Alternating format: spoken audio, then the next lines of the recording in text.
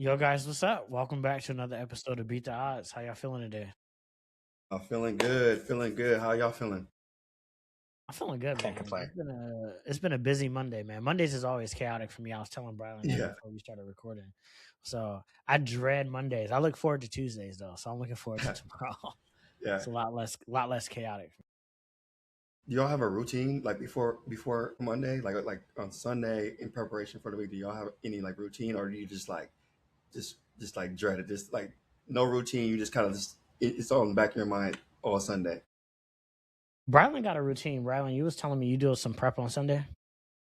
Yeah. So typically Sundays, bro, like I've set it up to where so I have this Chrome extension that I built, Oh and shit. essentially, yeah. And it's all connected to the same API, so I'm able to use it on like my phone too.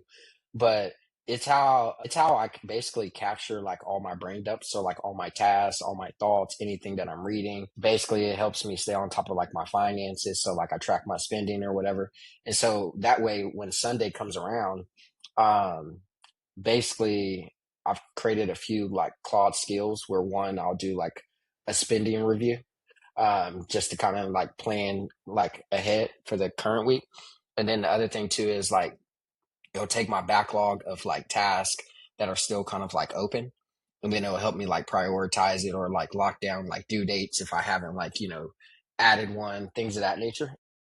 So that's typically like what Sunday looks like for me. Is just like making sure, rather than, is everything in the right place, or is everything like top of mind? I think it more so helps me like sequence when it will get done. Right. And so I know, like I was telling Dre, like my Mondays for me are typically not as stressful. Right. Like just because honestly, it's an extension of like Sunday where I can really like plan everything out, because I know Tuesday through Thursday is basically going to be like meetings all day back to back, right? And so I really try to protect that Monday, and I would even say like Friday, bro, for like knocking out that deep work that maybe like middle of the week I know I'm not going to be able to get to. Yeah, see, I'm a lot less structured than that.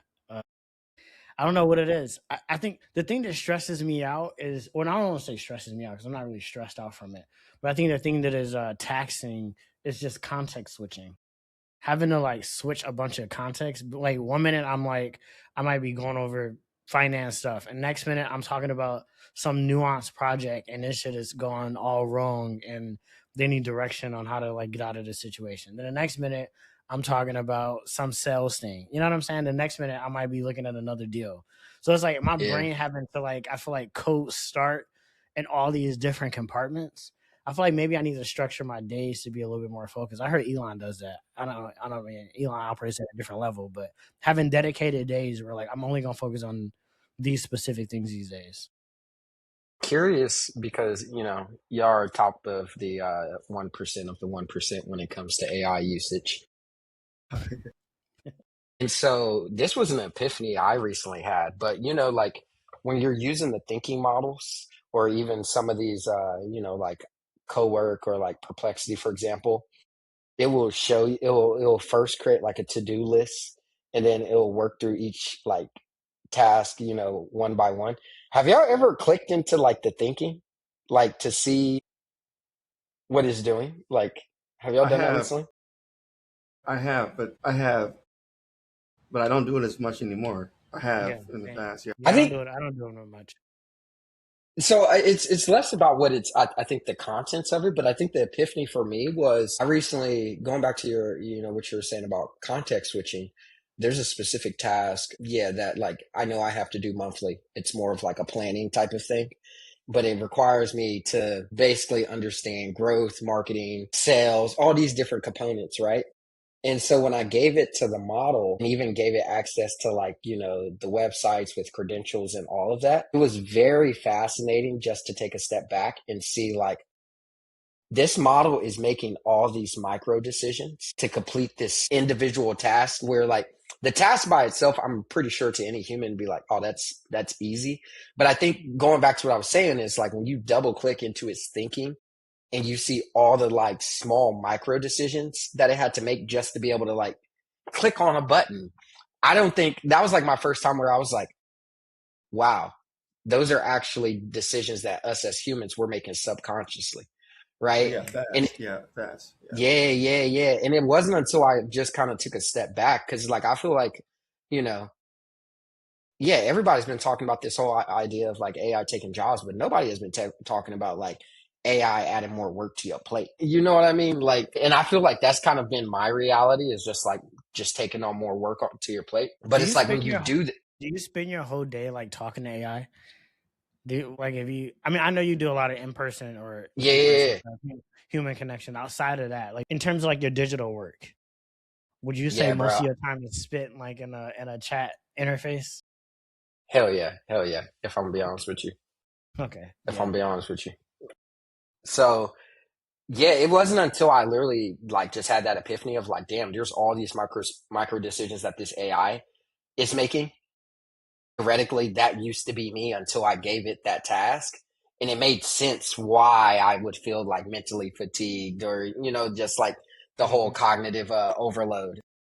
So something just to kind of, maybe to check out. But yeah, I think we underestimate all the small subconscious decisions that go into a task that, we just, do on the regular. Yeah, for sure. I think it was I think the first time I was introduced to that was DeepSeek when the DeepSeek models came out. Like, what was that 12 months ago? I mean, Yeah, AI yeah, moves yeah. so quickly. That was the first time when I was really looking at the thinking, and I remember feeling so blown away by that. And even you bringing it up now, it definitely started having my brain think about when AI starts shooting at that faster speed, like you said, we might think of a task and we might break it down into these bigger chunks.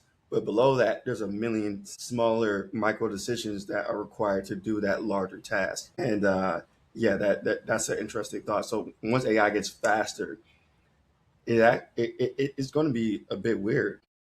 It actually will be. Well, actually, I can see where it'll start to get dangerous. Because the speed of Will it decision make us making, lazy? Will it make us lazy? You I think? think it's yeah for sure. Because think about that, like what we're really saying here, which I mean, I get it, right? Like it makes a lot of sense. Like we're essentially offloading a lot of thinking, right? Yes, yeah. Right. So then the question is, then what do we fill that space with, right? Do we think about other shit? Do we stop thinking at all? You know what I'm saying? Like, do we stop thinking about at some point we stop thinking about certain things? So like what happens? What happens to our thinking? Does that make us more lazy over time? Does that is that a degrading of certain skills? I think my random thought, and I can't prove it, is that people's true characters will come out. So either you're going to like self actualize, or you'll like focus on health and wellness, and you'll focus on your relationships, etc. Or you're just going to like slide down into like just living off impulse, living however you want, not productive, etc. I think it'll be like extreme because I do think I think even with AI, this is crazy. This is funny because this is not for anybody listen. This is not what was on our list of things to talk about, but this is something I have thought about a lot, which is like we are in this real comfort culture, really comfortable culture where you can press a button and call a taxi. You can press a button and have somebody drop food off. Actually, you don't even have to look at the person. They can drop it off at your door. Yeah, that's crazy. And right, we have instant education at your fingertips. We have instant entertainment. You can watch any channel. You have all these choices, right? And that has changed a lot. For example, we know that when we go to a movie theater, I mean, we saw movie theaters where struggling. Go to a movie theater, there's less people in the movie theaters, and part of the reason is convenience. Yeah, okay. Now most of us have these flat screen TVs because the price has gone down so much. Not everybody, but flat screen is like 200 now. So most people, and so now people would rather just stay inside and so this is comfort. And then you can watch whatever you want. You can get up, go to the bathroom. You can do this. You can do that, and it's interesting. And just follow that trend across all these different things. Basically, unless you actively try to be more purposeful and deliberate, you're going to be more lazy. How else? I mean, even you got dating apps where you can from from your bedroom, you could sit back and swipe left or right, and then you know find somebody to meet up with, and it might be a connection, it might not be a connection. It's just we live in an extremely convenient culture, and now intelligence is that next level. So I think it's going to get really intriguing. So it's either these tools use us, or we use the tools. Hmm. I suspect that there'll be a small group that use the tools, and everybody else is going to be they're gonna be cooked, bro. I ain't gonna lie, they're gonna be cooked, bro. That's how I see it playing out. Well, I Yeah. guess speaking of tools, should we go into Meta then? Because they just released Yeah, a new AI tool to the market. So I don't know much about it. I haven't used it. I think we all admitted we haven't used it. So this we might have to do another in-depth review after we actually try the product, and then we can actually compare it.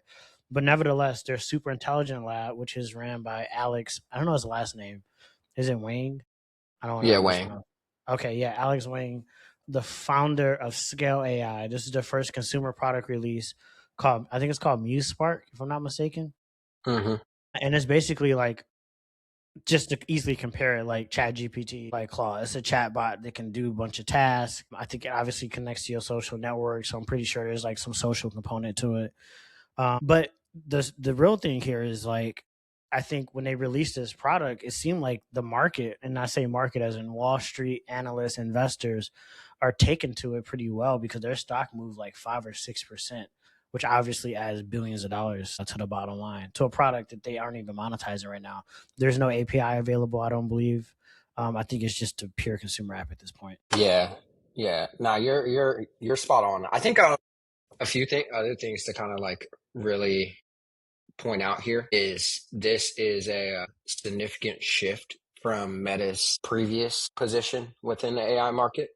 If many recall, Meta decided to take the position of the other side of the spectrum and be completely open source when they were building their llama based models. And I think, that did have quite a bit of success for them, right? I don't think it going back to what we've been saying with Anthropic and OpenAI, that they're playing different games. I would say Meta has been playing a different game, but I think where that failed was they had the same, although they were playing open source, they had the same expectations that it would do the same type of numbers in terms of adoption that like a Claude or like a Chat GPT did. And I think we just haven't seen that. I think in their earnings reports, they do kind of, make it a little bit fuzzy because they'll report that billions of users have used like their AI. And the reality is like, when most of us think of people using AI, they're thinking about like them going and using a chatbot versus the reality is like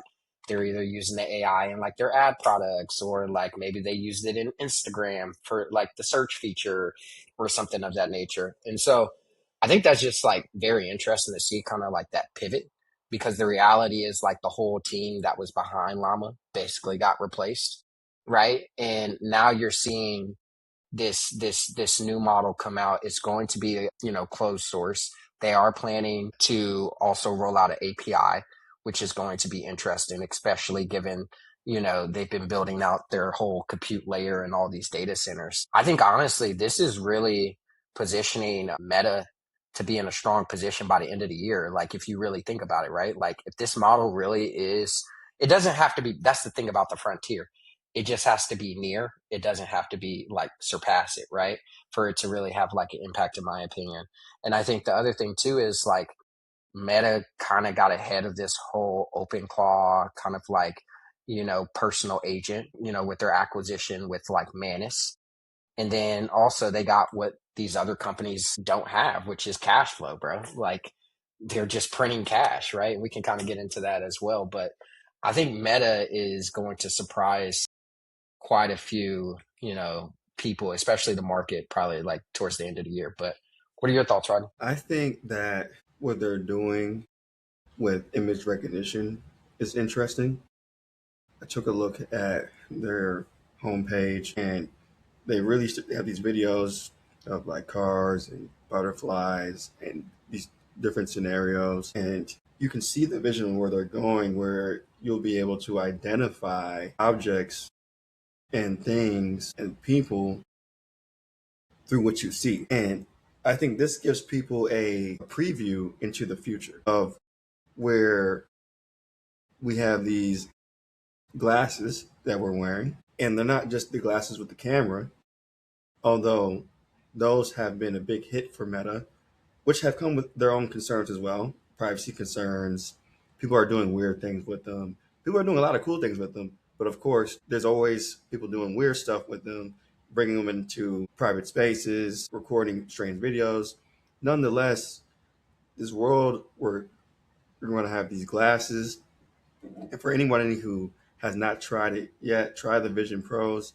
Those give you another look. So I think that this Meta AI, that's what it seems to be bringing, is just like this different angle where, yeah, there is a chat bot, but when I look at the page, there's a lot of other things that they're putting out there to test people's interest.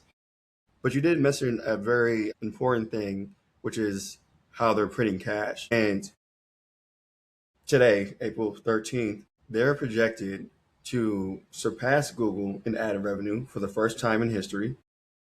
This is a big deal because, I mean, Google makes $239 billion a year off ad revenue, an astronomical number. But Meta is projected to make 243 billion, with a lot of that coming from the explosion in Reels, which what might be 4 to 6 years old, maybe less than that.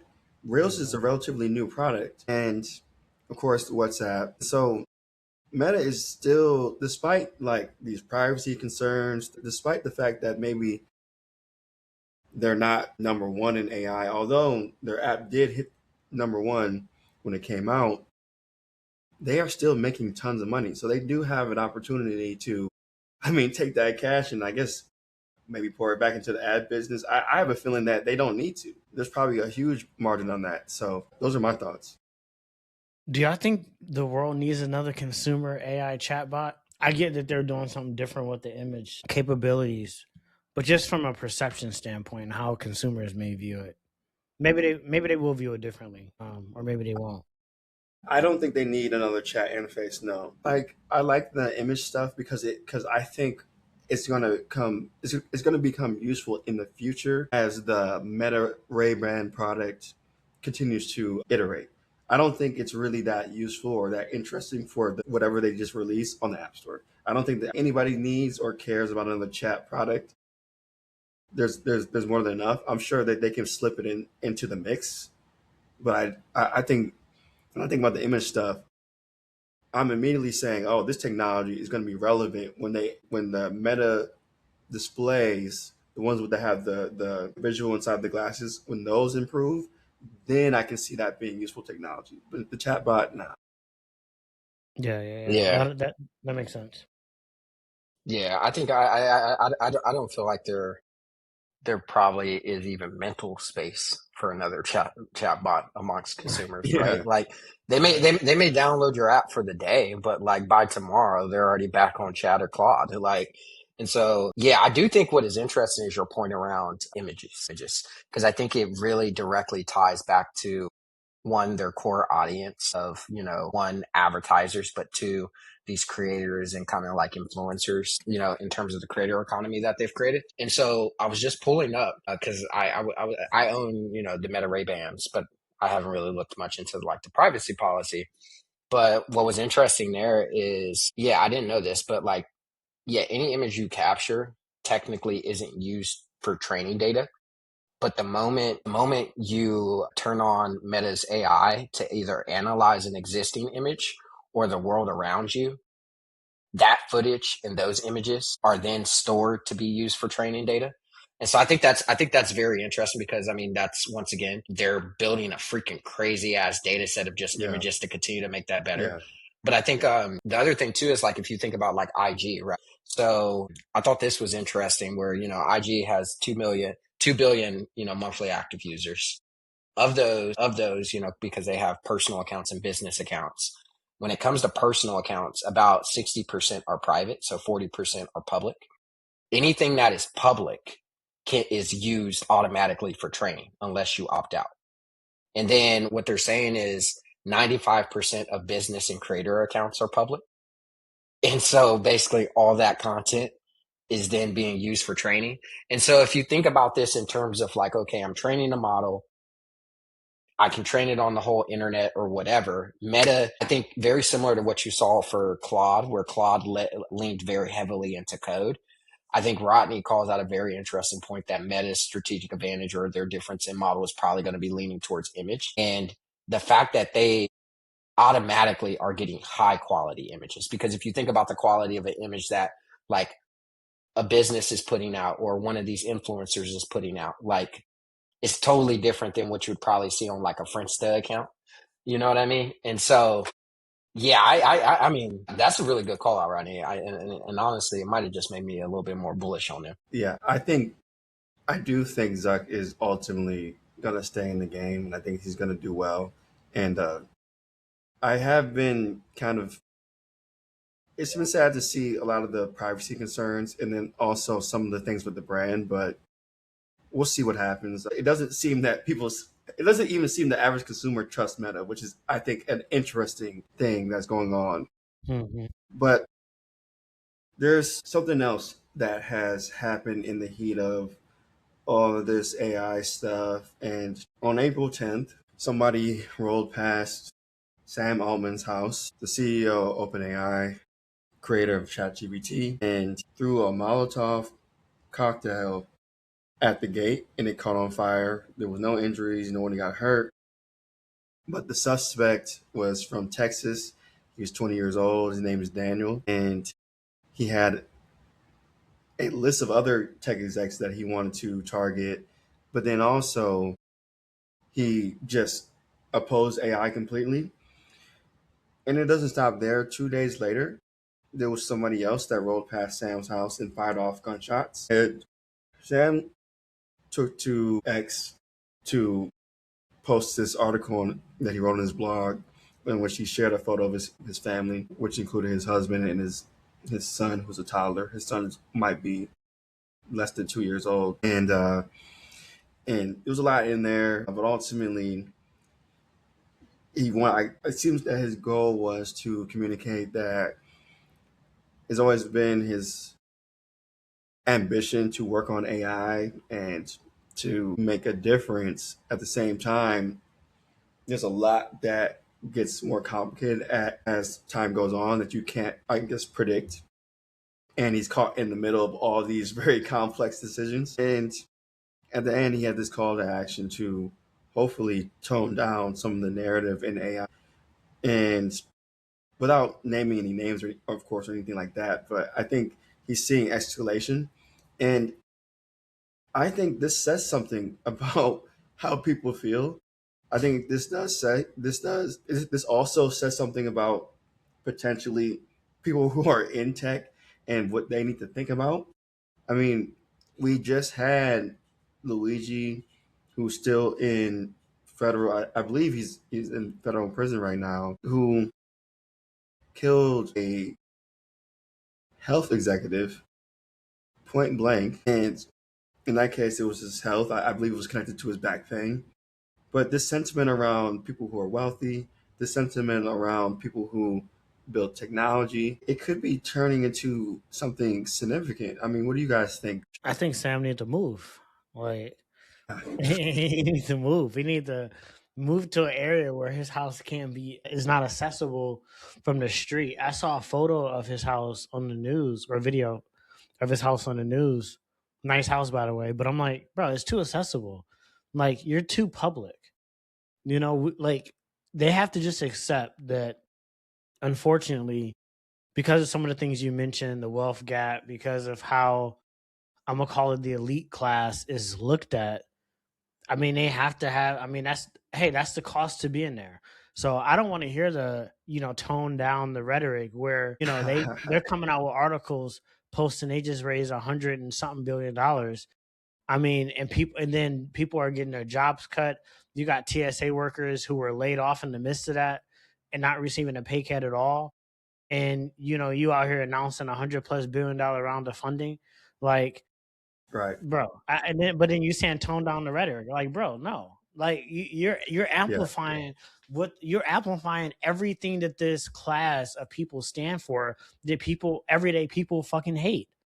So this is not about just AI and taking jobs. This is beyond that. And unfortunately, Sam has entered that class of people. So my advice to him is to move, because nobody's listening to your tone down the rhetoric. Until this shit changes, I think people are going to be more angry at people like Sam, more people like that healthcare executive that got killed, unfortunately. I mean, hey, I mean, that's just the cost of being in that position. So I would recommend you move, get some good security, because I mean, I don't see this going anywhere, especially not off a blog post telling people to tone it down. Yeah, nothing's gonna come from that. Because the people that he wants to really tone down, they ain't reading that. No, They yeah, they, no. they ain't reading that. No, In fact, they might take that the wrong way. But go ahead, Brian. yeah, no. I think the other thing that I would say is if we zoom out, right? I think you've really had different periods of time, probably over like the last 2 decades, that have just like further exacerbated the gap between like I would say like the wealthy elite class and like the ordinary everyday American, right? Like, and I think, the term that a lot of economists are using right now is like this idea of like a K-shaped economy. But like this is actually a topic I was diving into recently, but what is very interesting is what over the last 2 decades, if you think about like how markets have like, been impacted, there was the dot-com boom, right? Where obviously there was somewhat of a crash and there were some layoffs, and then you obviously had the global financial crisis, then you also had like the zero interest rate period, then you had COVID, right? And during each of those times what you saw were like either layoffs or you saw stocks decrease in value, etc. And the reason why this is important is I think what I ended up like just pulling out of it was the difference in recovery. So for people that own assets, stocks, things of that nature, what was very interesting was like on average, it took anywhere between like 2 to 3 years for like the market to recover to like its, levels and, eventually start accelerating again. Versus for people who didn't, the reality was they were just making their wages, and wages, like there was this Harvard study that came out, but like wages, it took about 14 years for wages just to recover and start to grow after the global financial crisis. So that puts you around like COVID, right? And so the reason why I bring this context up is because like I think we've been talking about like the Iran war and like about it being a slippery slope in terms of potentially spiraling into a global financial crisis as well.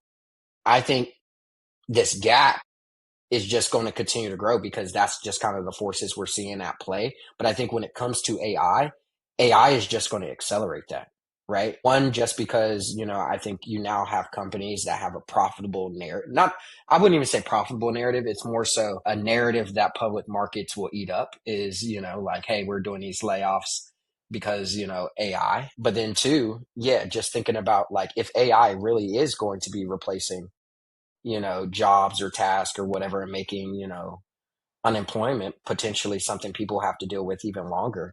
Right, right. Yeah, like, and so I think the other thing too is like, and I've had a conversation with some of my other friends about this, is like, I personally think some people are so freaking high on that freaking K that they are just not in touch with the reality of the everyday American right now. And I'm not saying that that's Sam Altman. It could be, or any of these other folks that are in AI. But I do think we're in a very sensitive time period because, I mean, dude, I can't get on freaking TikTok or YouTube without just coming across somebody's, some mass layoff story or just dealing with it. It's Yeah. crazy.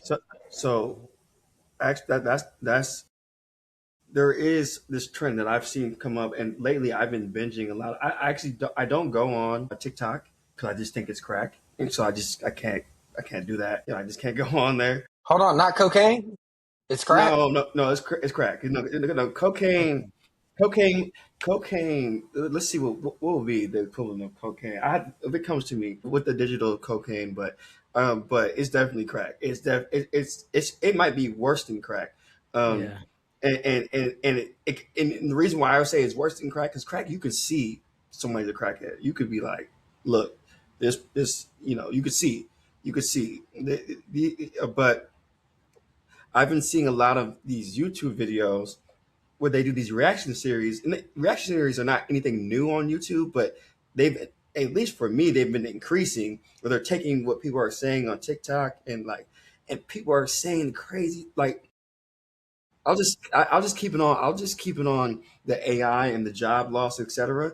But the things that people are going through and what they're sharing and the gravity of all this stuff. And yeah, I think, unfortunately, just to put it lightly, excuse me, Sam got his bubble pops. Nobody actually cares about his family. Unfortunately for Sam, he may not know that, but nobody cares about his family. It's up to him to do what he can to protect his family at all costs, and that's his responsibility. Nobody cares. I understood he shared the photo, and maybe it's like kind of a way to maybe like get some sympathy, but I think that there is an arrogance that comes from Silicon Valley. Even, for example, there are people who are not. Waymo tried to slide in, and they're moving so fast, and they're trying to slide it. They don't want anybody stopping them.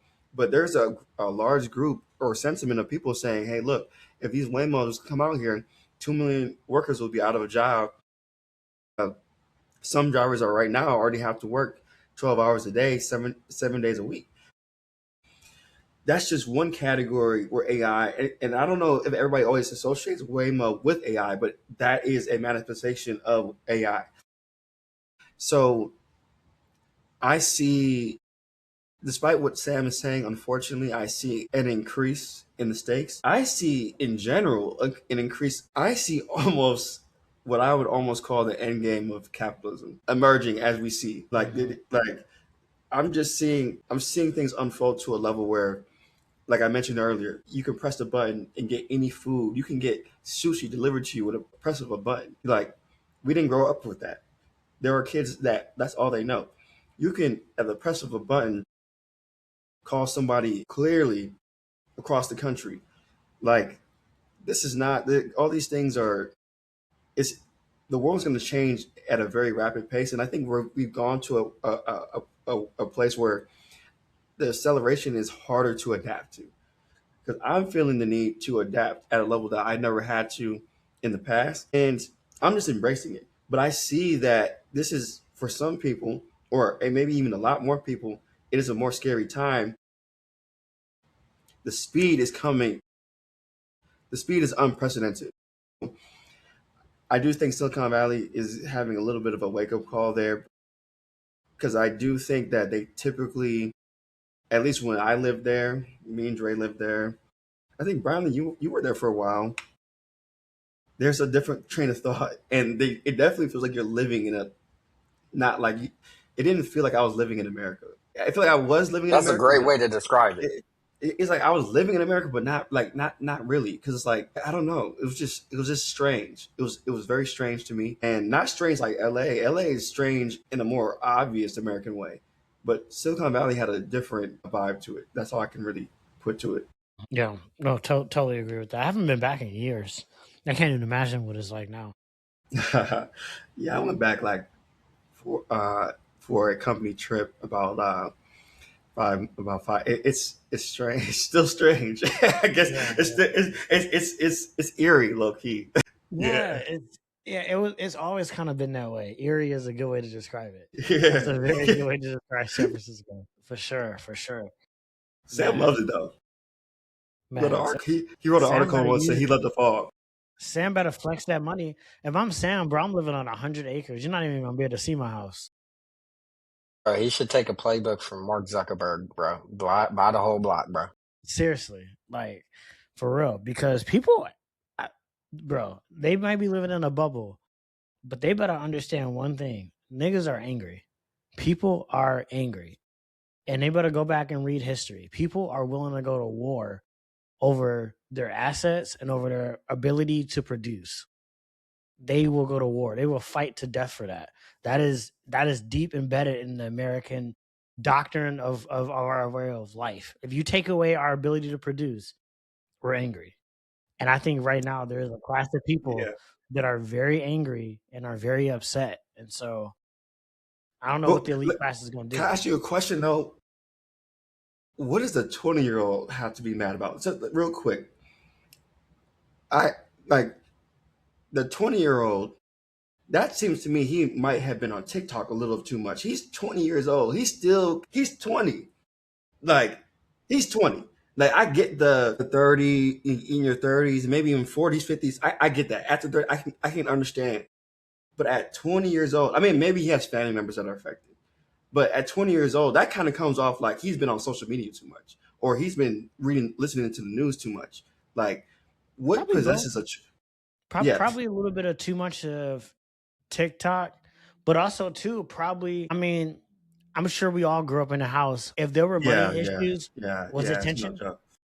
You know what I'm saying? Like we all understand that. Like every child feels that. If it's money issues, you're gonna feel the tension. And if you lucky enough to have parents that don't reflect that on the kids, then you had great parents. You had great parents that showed you.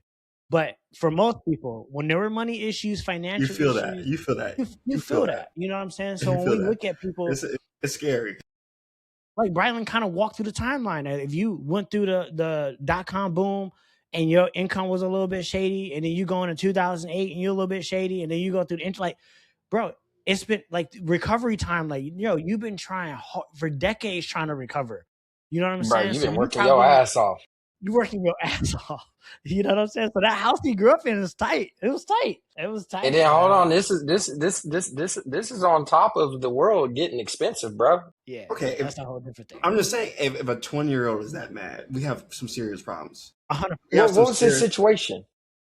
Was he in college or anything? Or I mean, he must. Yeah, I don't know. because Maybe, that maybe. matters too. College niggas been getting hit hard.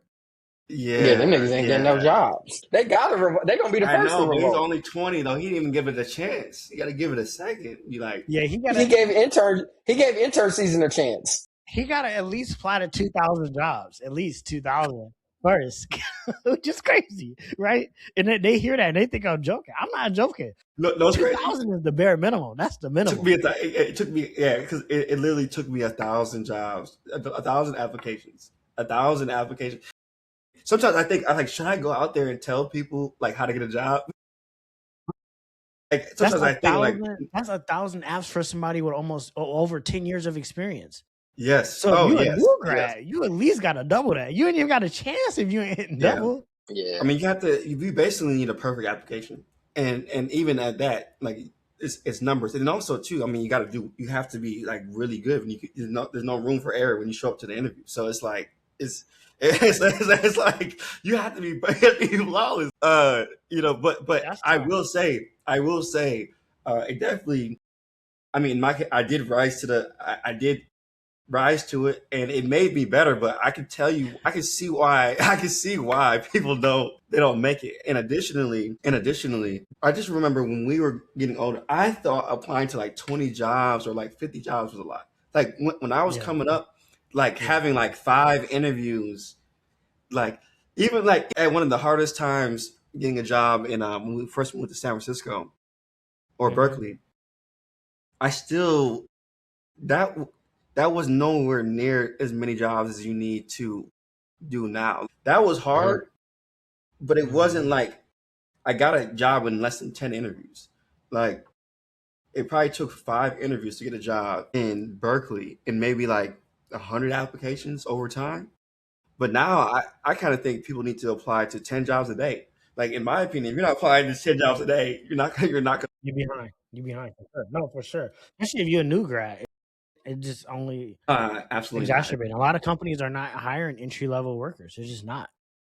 And Yeah. you know what sucks? It seems like some of these kids are getting a lot of pressure from their parents because their parents are they they're not happy that they can't get a job, and some of these parents have paid for some of the schooling, so they're really kind of it's like everybody's in there pretty much tense and not happy. So that's a that's not a that's I think one of the things you're going to end up seeing at like school level, while we're just kind of on that topic, is I do think you're going to potentially see even a split there, right? Where I think the value for private institution like education is going to like go up, where I think it's going to go down for public institutions because it's actually crazy. Like, I mean, I haven't been there almost going on a year, but like I'm still pretty close with a ton of students at Northwestern, and I can just tell you now, their story.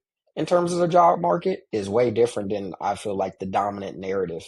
And once again, it may just be that just a small sample size, but I like, yeah, I am the belief that like if you really go look at a lot of these companies, like network is going to matter more than ever, right? I think that, and I do think being at one of these institutions, especially if education is going traditional university, higher education is going to be a thing, like that premium is just going to go up because I do think the odds of just getting a job from that is going to continue to still to be high and a very good paying job.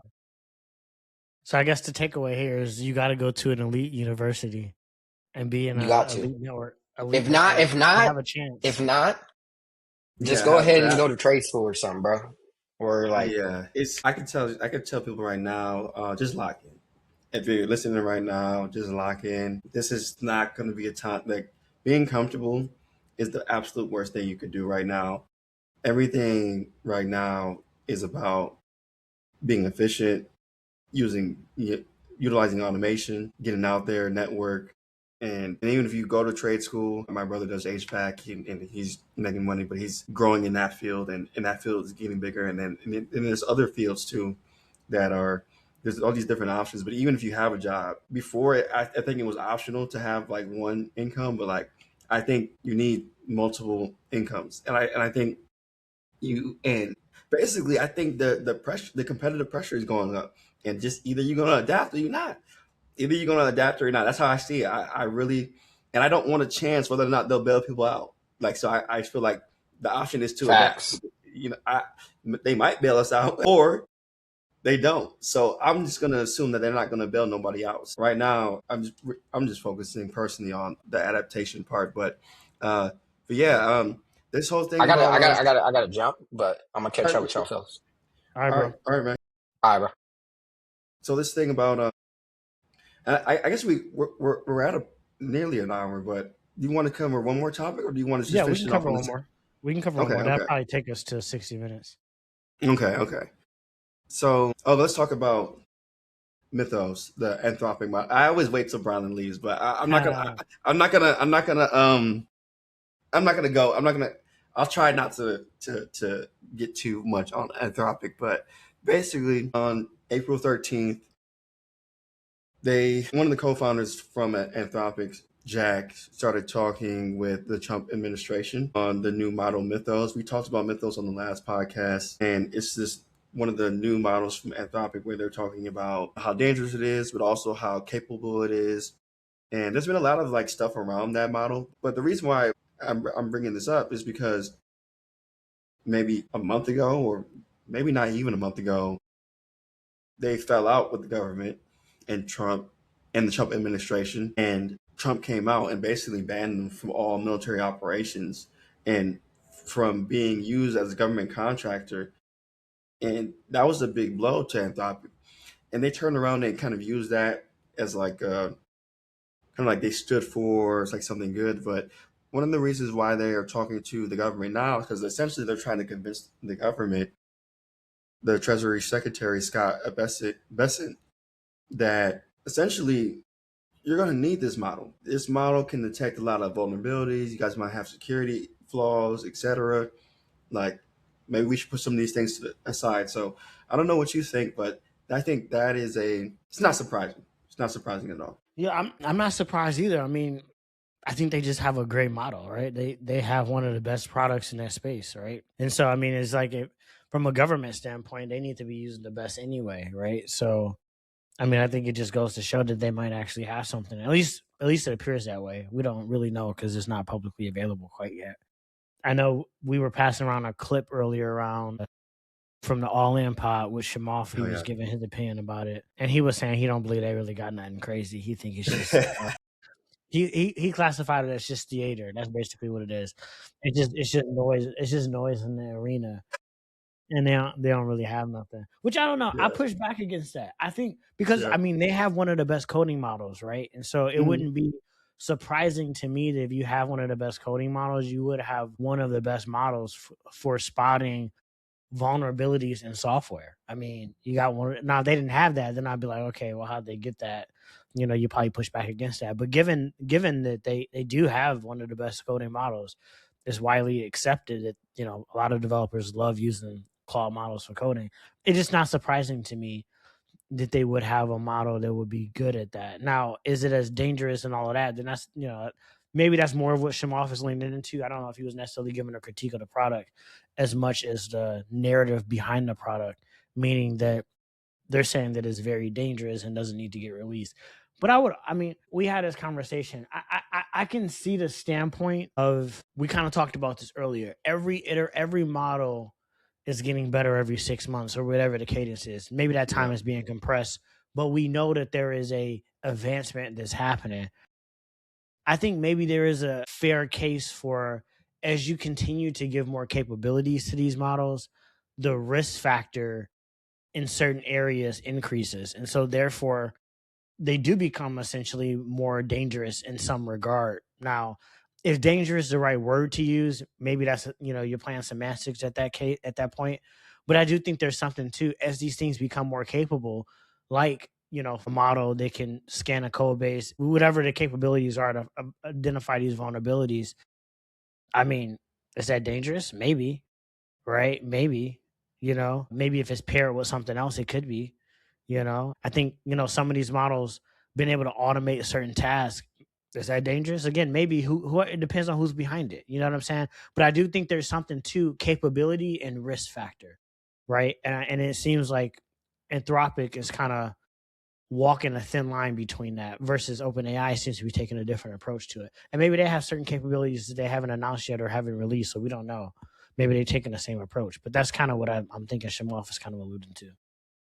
Yeah, I think you're right on the aspect of it's undeniable that Claude and just Anthropic is putting out good models, especially their when applied to coding. It's just undeniable. I mean, Yeah. I've even in my own job, I'm personally using Claude a lot in my own development process, and not necessarily Claude Code, but still using the model within Cursor. And I do think that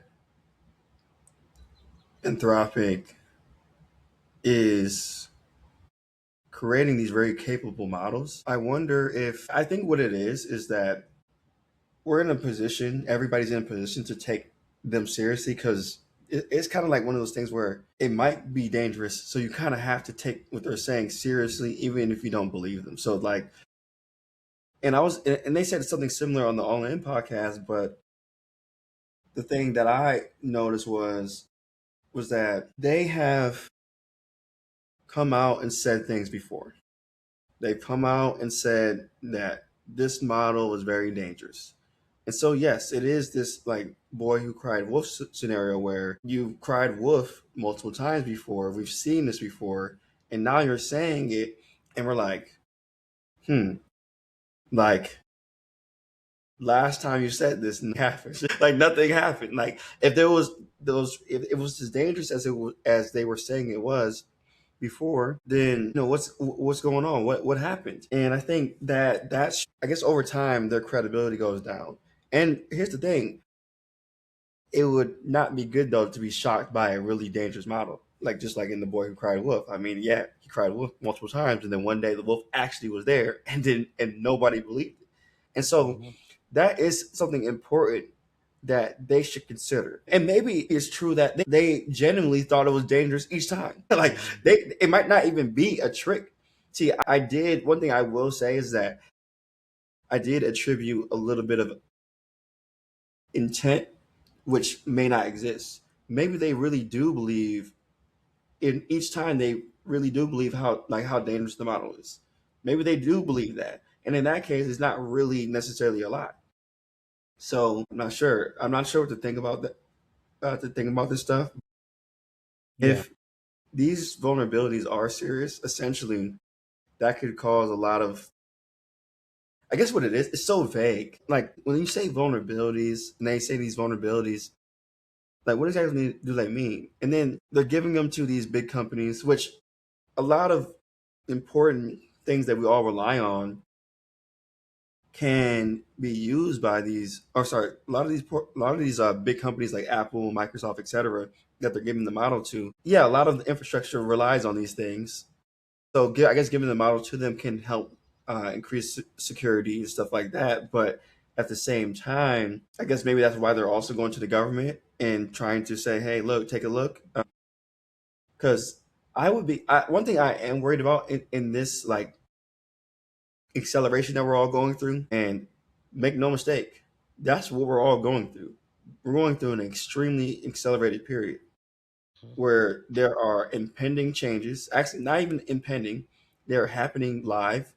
They're happening every hour, every day, and they're compounding. And one thing that I do worry about is vulnerabilities in critical infrastructure. That's probably the main thing out of anything. Hmm. Yeah, no, I think there's a ton of them there, right? So I would hope that some of these large companies that they are letting test this out include like utilities, especially right now. We talked about this on the last pod that Iran has a pretty sophisticated cyber offense capabilities, and I'm sure there's other countries as well. Obviously, Russia, China as well, and so if any time and ever have we needed like technology like this to hopefully slow down, reduce, because I don't think you can ever stop, as we know, right? These types of attacks is better for us. So hopefully it is, man. I don't know. I agree with you. I think they have cried wolf quite a bit, but at some point, that does become true. So I don't know if we're there, if we're quite there yet. I guess we'll see. I So we have a few more minutes, right? And I will say something that this is this may scare some people, but this is just what came to my mind. And I work for I built a cybersecurity company. I've made money off cybersecurity products, encryption products, etc. So my mind goes to these scenarios. But if Anthropic was correct, and then hypothetically China distilled their model for maybe like $50 million, $100 million, so that Anthropic spent billions of dollars probably training this one, and then China distills it in a month or less, and then it truly does have this level of vulnerability finding, etc. It does kind of feel like we're in a race to protect all of our infrastructure. Because I could see Mm-hmm. sweeping. I'll just paint the picture for people. I could see sweeping cyber attacks that could take down water. Mm-hmm. They could take down shipping systems. So different products won't come on time. Bread won't get delivered. Chickens won't get delivered. Very important things. I could see oil and gas potentially being so you can't fill up your car. But then, if you have an electric vehicle, you might be kind of safe from that. I could see basically a full out attack. And it is possible that we have been sitting around arrogant for a while. It is possible that we have been number one and we have been sitting around comfortable and lazy while the world has basically been up under us saying, okay, like, let's get everything in order so that we can, like, basically, like, fuck America, basically. And that actually comes with the territory of being number one. I think people kind of maybe forget that a bit, is that you don't just get to be number one and then everybody else is just like, Cool. Cool. yeah, Cool with it. yeah, right. Like, like they're obviously always making somebody's obviously always making plans to change the order. And even if people like the order, inevitably there's a leader that comes that does not like the order, and he's going to shoot in a more ambitious way. And I guess, but yeah, this is why I don't. This is why I hope. Like, I'll tell you this much: these models better be dangerous. They better be dangerous, because if they're dangerous, let's get it over with. Let's just get it over with. All these job losses, all these accelerations, these bombs hitting AI CEOs' houses, and all this escalation everywhere. Let's just get it over with. Whatever is going on out here, let's just get it over with. Let's just get it over with. Like, whatever all this is, all this chaos, Iran, whatever, let's just get it over with. Let's get it over with. And I guess what comes to mind is what Ray Dalio said: the New World Order. Whatever that is, let's just get to it. Like, whatever that is, let's just get to it. Like, because clearly, like, we're out of control, bro. 20-year-olds, yo, when we were 20 years old, We wanted to be the tech billionaires. We wanted to be the tech billionaires. We thought that we could go to, like, we wanted to be, we had ambition to, we thought we could do things. We believed in the American dream. We still believe in the American dream. And we're living, we're proof of the American dream, and we have been living that, and we still live that. But not like when we were 20, that's how we thought.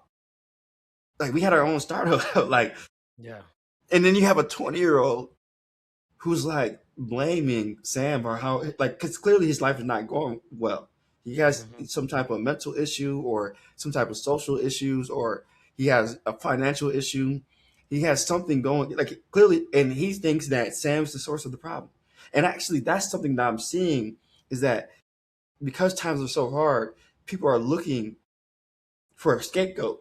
And the easiest scapegoats are the people who are doing well, the people who are healthy, the people who are, and that is I don't know, that's tricky. That's tricky. No, I think that's well said, bro. That's a good place to end it. Yeah. You're right. Let's end it on that.